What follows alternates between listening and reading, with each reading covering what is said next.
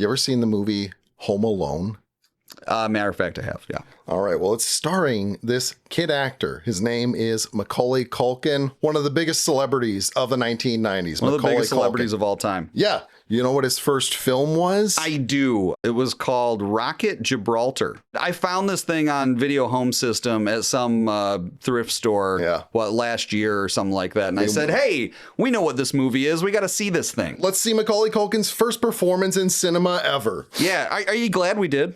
No, I hated this movie. It sucked. Rocket Gibraltar. 2 thumbs down from the long road home alone.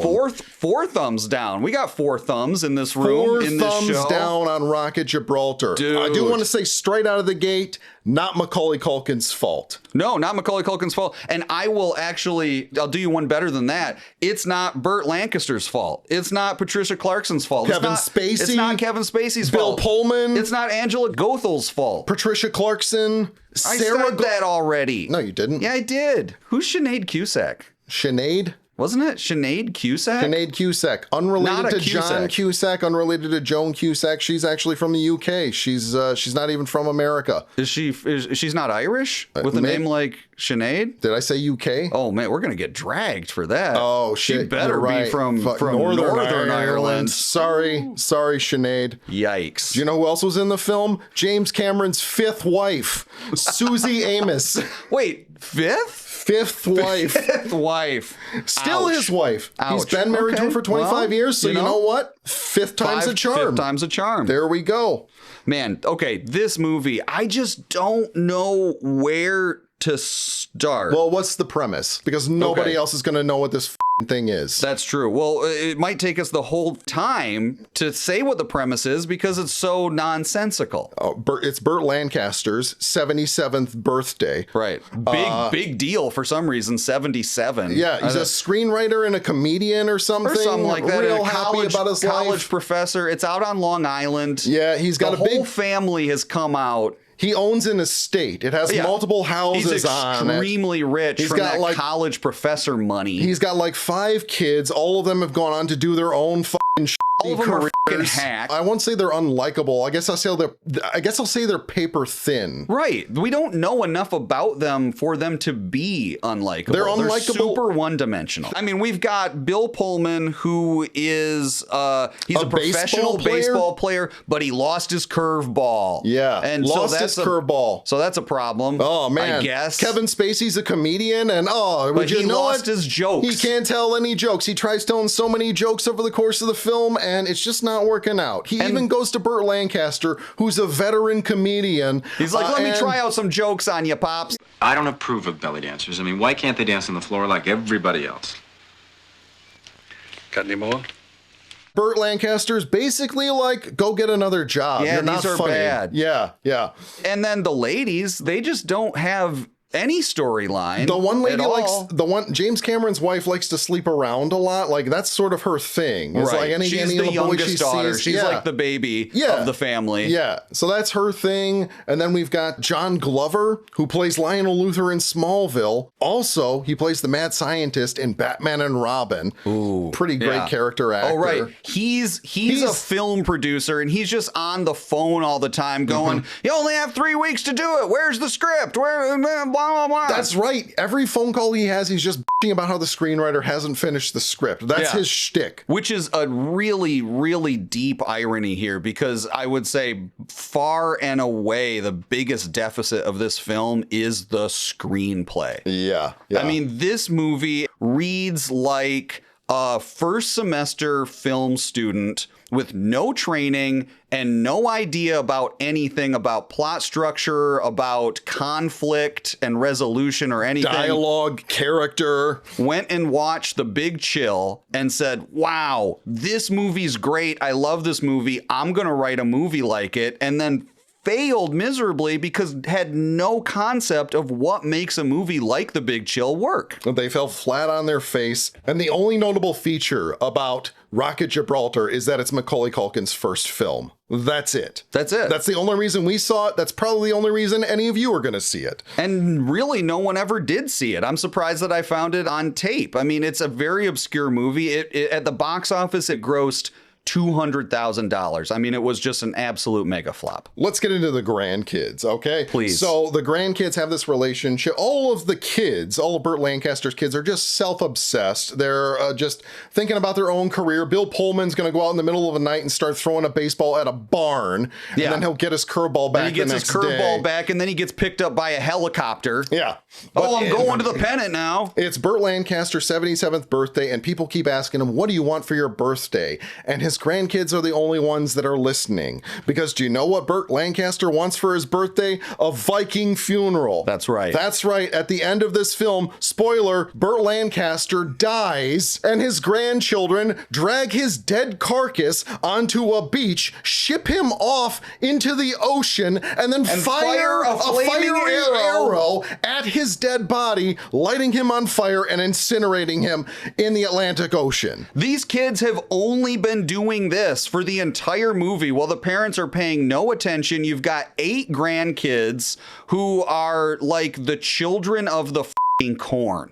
I mean, they are... Macaulay Culkin actually has psychic powers. He's a psychic! He has psychic powers, which is introduced... It's introduced halfway through the film by Angela Gothal's character, who says... Blue's got this thing. He's psychotic. Definitely. No, I mean, he's psychic. He knows stuff. Yes. Because Burt Lancaster has a heart attack at the house when no one else is there, even though everyone's supposed to be there celebrating his birthday, and the kids are out at the beach, and then we get a close-up of Macaulay Culkin, and he goes, Grandpa. And then they start running towards the house, and they're like, what is he? And he's like, he's a psychic. And then they never talk about it again. What the hell am I doing here? Okay, so that's it. Macaulay Culkin is the favorite grandchild. His name is Blue. Blue has a conversation with Burt Lancaster at some point about... Oh, and his last name's Black, so he's Blue Black. Blue Black. He has a conversation with his grandfather who thinks he's going to die soon. He has this sense that he's going to die soon, and everyone keeps asking what his wish is, and his wish is to have a Viking funeral because he hates the idea of rotting in the ground and being eaten by worms.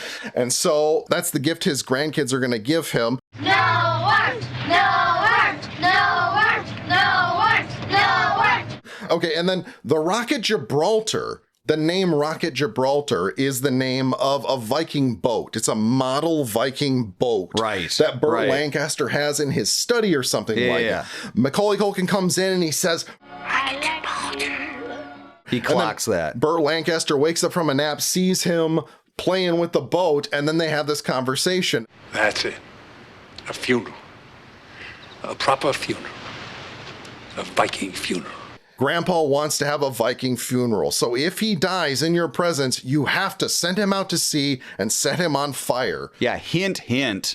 This is the only thing that the movie tees up for us. He dies towards the end of the film. I do want to say we do get a pretty sick death POV from Burt Lancaster. It goes first person POV, and then it gets all fuzzy, and then it goes black. Yeah, and then he dies. Yeah. Burt Lancaster's gone. Boom. And That's filmmaking, baby. Don't put him into the ground. Have your grandkids drag him out. The kids don't know it. They never listen to their dad. They're so self-absorbed. They're not paying any attention. They've also been spending this entire movie resurrecting some broken down boat that they intend on turning into a real life Rocket Gibraltar. Grandkids. Yes.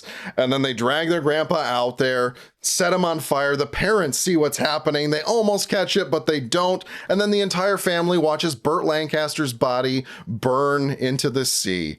It is his last wish, so maybe there's something good about that, but I don't know. I was just really bothered that a bunch of grandkids set their grandpa on fire.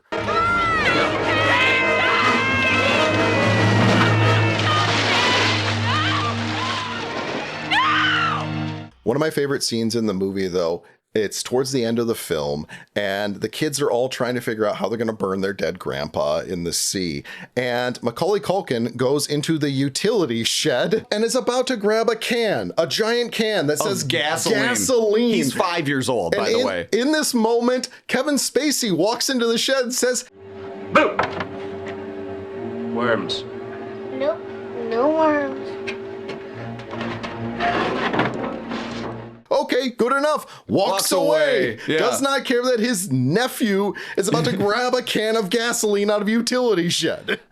That, I love that. We really enjoyed that. I will say that the last 10, 12-ish minutes of this movie, maybe up to 15, I was rolling. But I think mostly it was just relief because finally something was happening and we had suffered through this whole movie. But I wouldn't fault you. It may be something you have to earn. It might not land otherwise, but I wouldn't fault you if you queued up the last 15 minutes of this movie and watched it because it is pretty crazy. I will say we did have a pretty fun time watching this movie, despite the fact that we hated it. I don't think most people will find this movie interesting or entertaining, even in a bad way. This isn't a Shark Attack 3. This isn't The Room. No, it's really not. It's really a really boring movie. I mean, the greatest fault of this film is that it is uninteresting. We are spoiling this movie for you so that you don't have to watch it. Right. Do not watch this film. Make no mistake. Yeah. You won't enjoy it. It won't be fun. It wastes Macaulay Culkin. We know a few years later he makes a movie called Home Alone. A couple years before that he makes a movie called Uncle Buck.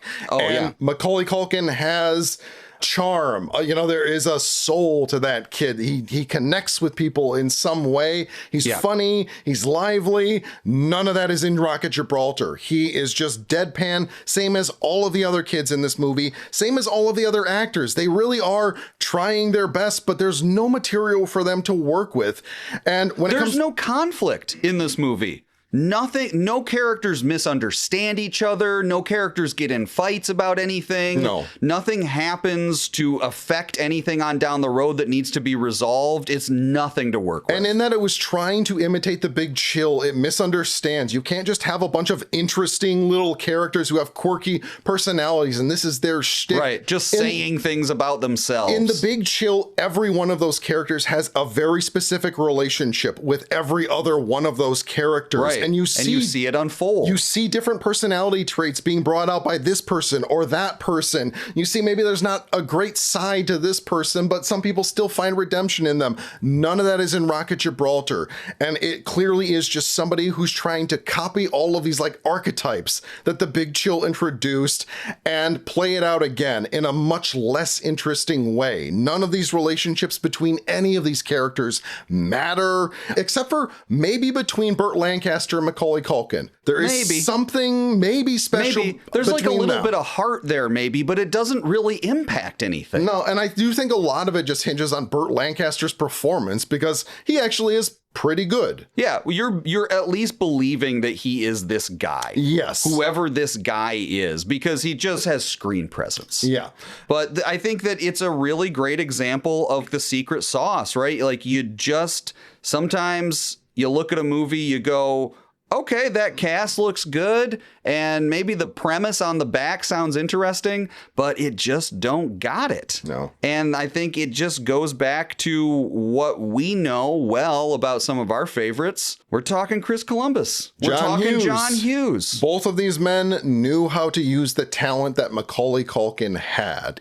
And Macaulay Culkin is great in both Uncle Buck and Home Alone, and it's because you had two directors who knew how to direct children. Macaulay Culkin was a very special kid, and Home Alone, it's his role. It's the iconic role of Macaulay Culkin's career, and it isn't just by happenstance, because when he's in the wrong hands, he may not pull in the greatest performance. We've seen other films where that was the case, and there was something special about Home Alone, something special about Uncle Buck, and it really is that magic that John Hughes and Chris Columbus had. You handed me back the VHS and you go, oh, wait, let me rewind that for you. And I said, forget it. Don't worry about it. Save the heads on your VCR. I'll never watch this movie again. But you know what? I think I'm going to go watch Home Alone. Yeah. I'm going to go watch it. Go see it one more time, les incompetents.